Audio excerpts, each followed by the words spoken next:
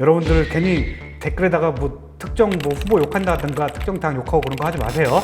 왜냐면 대선주는 여러분 5년마다 한 번씩 일어나는 축제고요. 여러분 미국도 엄청 심해요, 대선주가. 트럼프 관련주, 바이든 관련주 우리가 모르잖아요. 근데 그런 종목도 어마어마하게 올랐고 특히 미국 정책주들이 진짜 어마어마하게 올랐습니다. 대선주는 우리나라만 있는 현상이 아니다.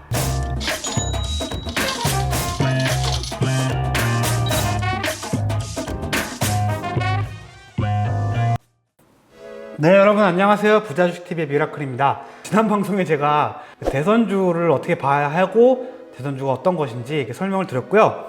오늘은 조금 실전으로 넘어가가지고 그러면은 과연 인맥주가 어떤 거고 대선 정책주가 어떤 거고 다크호스주가 어떤 거고 그리고 어떤 종목을 투자해야 되는지 그리고 지금 어떤 상황에 있는지 그런 거를 좀 진단해 보려고 갖고 나왔고, 제가 여기 관심 종목이 쫙 뽑아놨어요. 대선주 같은 경우에는 안철수, 유시민, 홍정욱, 이낙연, 이재명, 윤석열까지. 저는 참고로 정치적인 의견 없습니다, 여러분. 그건 인정해 주세요. 내 계좌에 돈이 될 수 있는 사람을 뽑는 게 맞는 거지. 지금 최근 유력한 후보들을 본다면은 가장 유력한 후보가 누구였습니까? 윤석열 검찰총장이었죠. 최근에 뭐만 하면 다 윤석열 관련주래. 그 이유가 뭐냐면요, 일단 서울대 나왔잖아요. 그냥 서울대 나온 대표가 있는 회사는 다 윤석열 관련주라고 하고 있어요. 그리고 파평 윤씨래요.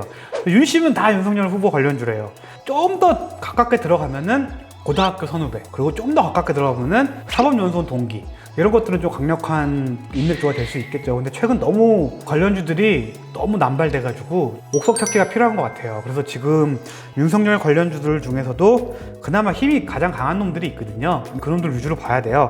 서현 쪽, 서현 판메탈이라든가 서현 이화, 서현 이런 종목들을 보시면은 정말 많이 올랐죠.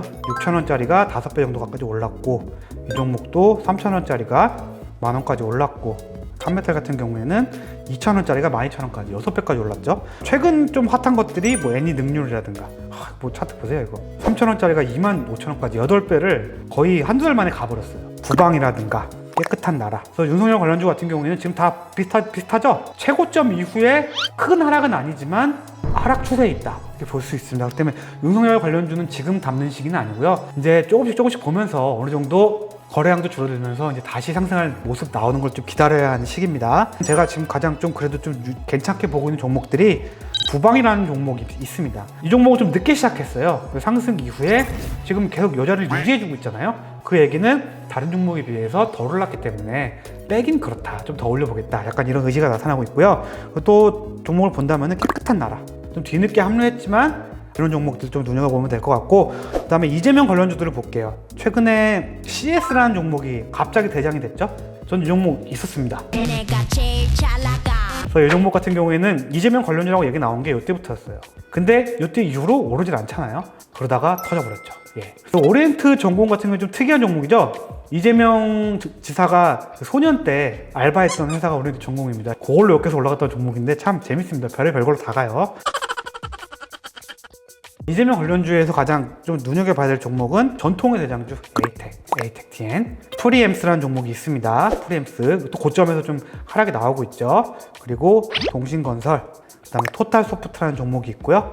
제가 말씀드린 종목은 그만 대장주들 얘기하는 겁니다. 그리고 이낙연 총리 같은 경우에는 최근 지지율이 상당히 하락이 많이 나오면서 대선에 안 나올 수도 있다는 얘기가 좀 나오고 있습니다. 분명히 한 방은 있긴 있을 거예요. 근데 지금 상황에서는 뭔가 미리 들어가서 기다리고 있기엔 좀 아쉽습니다. 분위기 전환 나오기 전까지는 굳이 매수할 필요가 없다. 그다음에 홍정욱, 지금 포인트를 잡기 괜찮은 것 같아요. 왜냐면은 야당의 후보가 될 만한 사람이 거의 없거든요. 정말 안철수 대표 같은 경우에는 완전 야당이라고 볼 수도 없고 뭔가 좀 애매하죠. 그렇기 때문에 지금 야당에서 그나마 얘기 나올 수 있는 게 홍정욱 전 의원 같은 경우인데, 관련주는 딱 2개만 보세요. KNN 그리고 고려산업. 이재명, 윤석열 빼고는 이런 종목들은 한번 크게 상승이 나오면 팔아야 됩니다. 예, 드립을 하는 종목들 아니에요. 유시민 좀 주목해야 할 종목은 보혜양조, 풍강, 흥국, 이 정도로 보시면 될 것 같아요. 안철수 대표 같은 경우는 다시 대선에 나올 확률이 크죠? 모르겠어요. 우리 철수 형은 참 사람 좋고 좋은데 농담으로 그러잖아요. 바보짓도 계속하면 정든다고. 대표적인 관련주로는 알렉, 유원이전자 이 정도 2개 정도 보시면 될 것 같아요. 여기까지인데 약간 대표별, 후보별 좀 유력 종목을 살펴봤고요.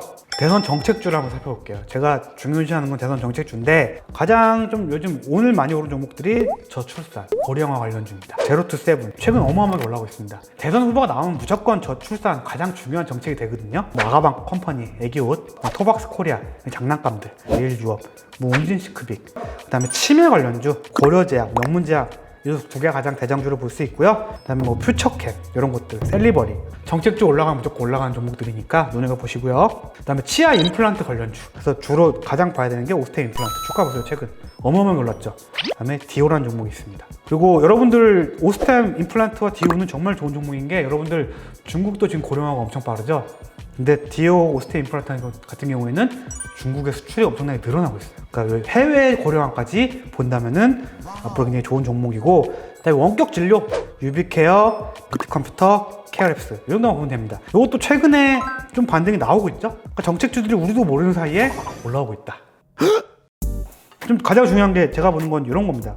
원전 관련주. 왜냐면은 최근 원전, 문재인 정부가 원전을 안 한다고 하면서 원전이 좀 쪼그라들었잖아요. 다음 후보는 아마 원전을 되살리려고 할지도 몰라요. 주로 원전 관련주 보면은 BHI라든가 보성파워텍 최근 굉장히 잘 올라가고 있죠. 그다음에 한전기술, 한전 KPS, 그리고 탈원전 관련주라고 했죠. 우리기술, 우진, 에너토크, 오르비텍. 그리고 요건 또 이재명 지사 관련주들인데요. 복지 지역 확대, 갤럭시아 머니트리, 웹캐시, 코나아이, 현대 이지웹. 일자리 관련주들 오늘 어마어마하게 상승했습니다. 메가임즈 상한가 같고, 이건 코로나 때문에 간 거지만 위치코프 이건 코로나랑 큰 상관없거든요. 윌비스, 사라민 HR, 에스코넥, 에이티넘, TS 이런 것들이 올라갔죠. 일자리가 굉장히 중요하잖아요, 여러분들. 어떤 후보라도 똑같은 정책을 낼 수밖에 없어요. 최근 좀 많이 올랐기 때문에 일자리 관련주는 지금 달려들긴 좀 뭐하고요. 이것도 이재명 지사의 정책인데요. 아무래도 이재명 지사 정책이 많이 나온 이유가, 이재명 지사 같은 경우에는 이미 대선을 나갈 게 확정된 사람이잖아요. 근데 윤석열이나 다른 사람들 아직 확정 안 됐기 때문에 아직까지 공약이 많이 없어요. 그렇기 때문에 지금 현재로서는 이재명 정책주가 그나마 많습니다. 공공장기 임대주택. 최근 리츠 관련주들이 엄청나게 잘 올라오고 있습니다. 리츠 같은 경우는 여러분들이 부동산에 주식을 투자해가지고 배당금 받는 거예요. 그 다음에 인테리어 관련주들, NX, 한국가구, LG하우시스, OIM-INT, 한솔홈데코 이런 것들 눈여겨보시면 될 것 같고, 마지막으로 가장 중요한 게 신재생에너지, 환경, 저탄소. 근데 이거는 꼭 공약이 아니더라도 후보 불문하고 결국 우리나라가 가야 할 방향이기 때문에 이쪽은 계속 보셔야 돼요. 본다면은 CS 윈드, 풍력 대장주, 그다음에 SDN, 태양열 관련주, 그다음에 신성 ENG, 태양열, 두산 퓨얼셀, 전지, 그다음에 클라우드 에어, KC 코트레, 에코바이오 이런 것들. 여러분들 오늘 제가 말씀드린 거는 각 대선 후보 중에 유력한 종목이 어떤 건지, 대선 정책주는 어떤 게 될 가능성이 있고 어떤 게 좋은 건지. 제가 2번에 걸쳐서 대선주 했는데 아마 대선주는 제가 한두 번 더 해야 될 것 같아요. 왜냐면 앞으로 1년 남았기 때문에 중간 점검 제가 나중에 한번 해드릴 거고요. 제 생각으로는요, 아마 올해 하반기 정도부터는 시장이 조금 안 좋아질 가능성이 매우 큽니다. 왜냐면 인플레라든가 금리 인상 이런 현실화될 우려가 있거든요. 그렇기 때문에 여러분들 대선주 같은 걸로 좀 피해를 최소화하면서 좀 도망가 있을 필요가 있어요. 당분간은 그래도 아직은 좋으니까 여러분들 급하게 움직일 필요는 없는데, 적어도 여러분 내년 대선까지는 적어도 내 보유하고 있는 종목이 20-30%는 대선 관련주로 채워 넣어야 된다. 최근에 비트코인으로 돈 번 사람 많죠. 부동산으로 돈 번 사람 많죠. 주식으로 돈 벌었던 사람 많죠. 그런 사람들 보면서 다들 굉장히 억울해요. 나는 왜 못했지? 나는 왜 못했지? 포모 현상이라고 하죠. 피어 오브 미싱 아웃. 나만 못했어. 나 못 벌었어. 이런 거에 좀 벗어나야 됩니다. 그래서 여러분들 항상 그런 거에 너무 부러워하지 마시고, 나도 그런 사람 될 수 있도록 차근차근 노력하시기 바랍니다.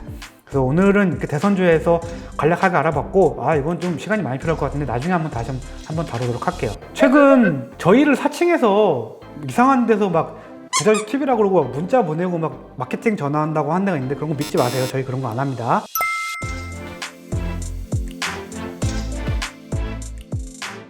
이상으로 오늘 방송 마치고요. 좋아요와 구독 그리고 알림 설정까지 꼭 해주시기 바랍니다. 저는 다음 방송으로 찾아오겠습니다. 감사합니다.